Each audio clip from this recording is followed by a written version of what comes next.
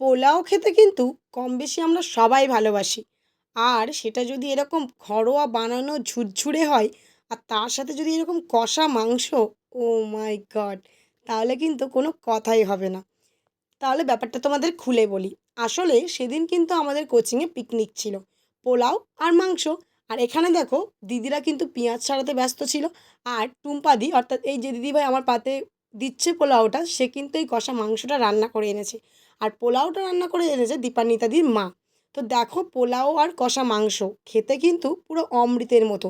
দিদি আমাকে একটু গ্রেভি দিয়ে দিল খাওয়ার জন্য। তারপর আমি একটা ভালো হাড়যুক্ত মাংস আর সাথে একটুখানি পেঁয়াজ নিয়ে ভাতের সাথে মেখে খেলাম, জাস্ট ও মাই গড! একেবারেই কিন্তু অমৃতের সমান। তো তারপরে এখানে দিদিভাই কিন্তু সন্দেশখালিতে ল্যাংড়া আম নিয়ে এসেছিল। তারপরে খাওয়ার শেষে ছিল কিন্তু স্প্রাইট। ব্যাস সব মিলিয়ে একটা দারুণ পিকনিক কিন্তু এনজয় করলাম আমরা। টাটা।